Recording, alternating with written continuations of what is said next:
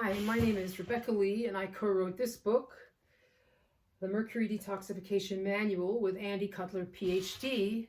That was a tentative title we came up with for the book. Andy died before we could finish it. If I had to do it over, I would simply have called it the Andy Cutler Protocol. The Andy Cutler Protocol is arguably the only safe way to get mercury out of your brain and sensitive organs where it creates havoc, which it is doing for a whole lot of people. In the mercury poison community, and it is an exceedingly large community, we are confused why this obvious and very common toxicity is hardly ever diagnosed at all, though there is a good 150 years of medical and scientific literature on the topic. This talk is about what having chronic mercury poisoning looks and feels like. There are a whole lot of symptoms, and I'm sure I've missed a few. It can affect every organ system in the body, but if you have all kinds of seemingly unrelated things going wrong and nobody can really figure out what's up, listen closely. In a 2017 article in the International Journal of Environmental Health, the authors, referring to mercury poisoning, state, quote, "The resulting clinical picture can be differently associated to over 250 different symptoms involving the neurological, renal, respiratory, cardiovascular, hepatic, reproductive, and immune systems, with phytotoxicity and genotoxicity in humans. That covers every organ system in your body, and that is mercury. Other poisons just do one or two things, but mercury causes more than 250 different symptoms. And that's one of the reasons it goes undiagnosed. One client came to me because she was starting to run out of energy and she was getting diarrhea a lot. On further questioning, she told me that she had Hashimoto's and celiac disease. Hadn't really occurred to her to mention this. All these things are connected. It's not just a coincidence that you have them all going on at once, I told her. But what doctor is going to put this particular two and two together? She's probably going to an endocrinologist for one thing and a gastroenterologist for the other.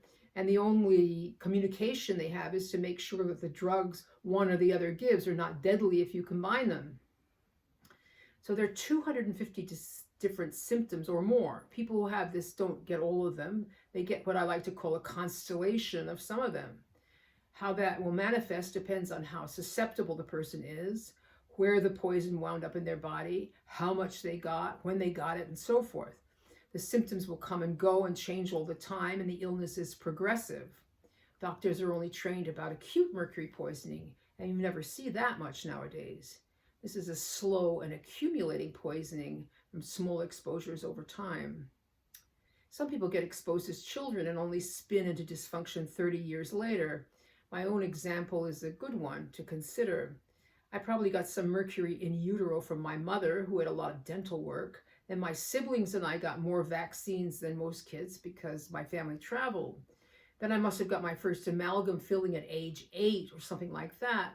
Then more vaccines and more fillings over the years.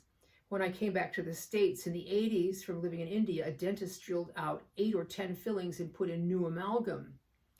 Not being able to secrete mercury very well runs in families too, and I think mine is particularly susceptible.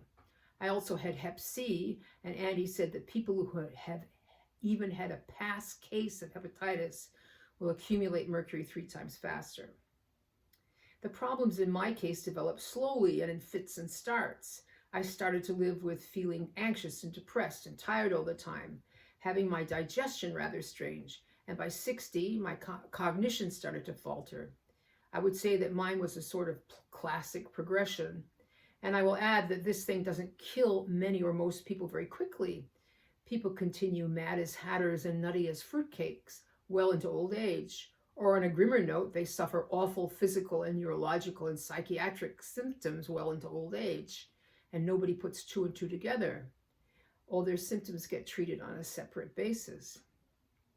And as to psychological symptoms, I remember once while visiting my sister in Berkeley, California, I had an epiphany about my brother-in-law, who is a psychiatrist.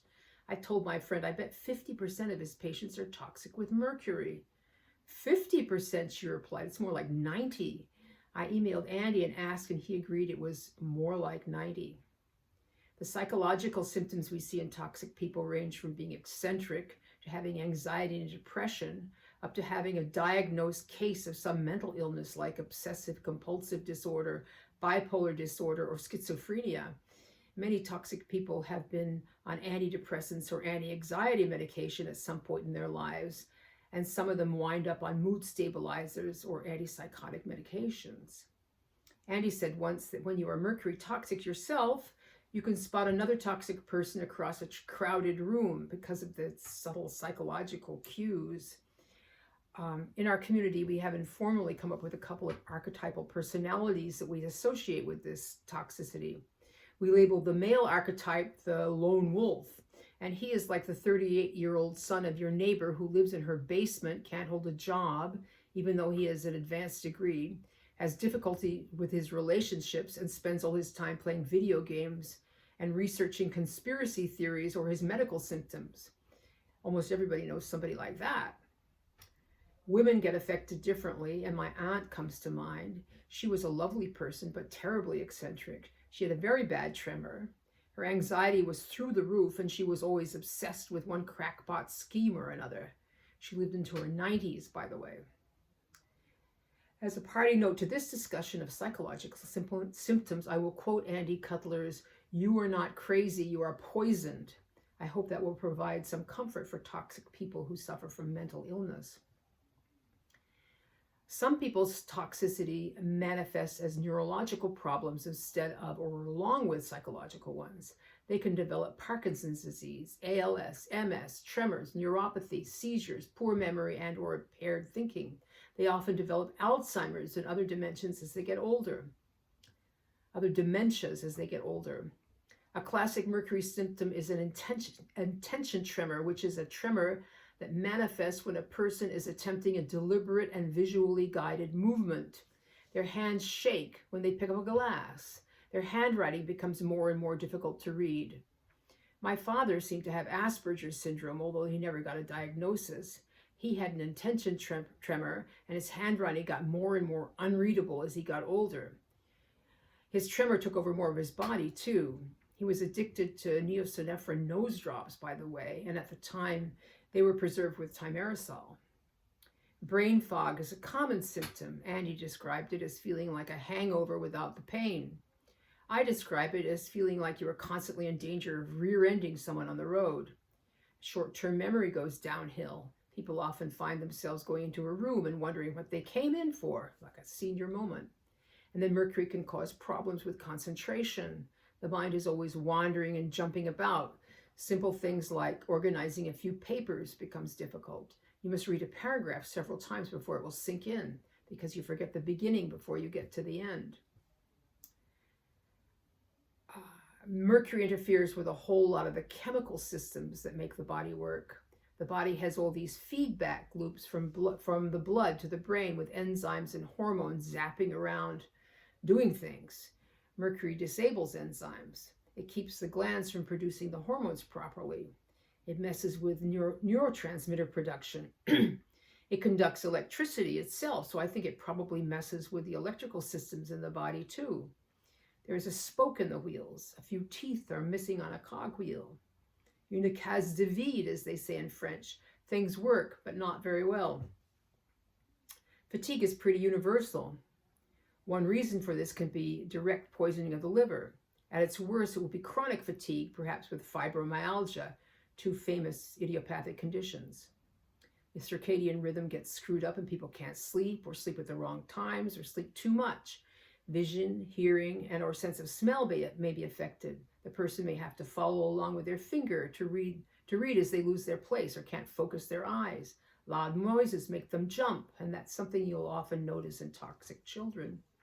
Leaky gut, dysbiosis, yeast overgrowth, and indigestion, chemical sensitivities, allergies. Some people can't walk down the chemical aisle in the supermarket without fainting. I've heard that called the full bucket syndrome. You're so full of toxins that one more damn thing will make you faint. Toxic people are often come to us after being on every kind of diet trying to control these symptoms. Toxic people very often pee too much. They wake up multiple times at night to go to the bathroom. This can be diabetes insipidus, and it is because Mercury is diuretic. So if you have been to the doctor for that and found no infections, then it could be the Mercury. The docs will inevitably test you for diabetes. You may have diabetes as mercury interferes with the way your body handles sugar too.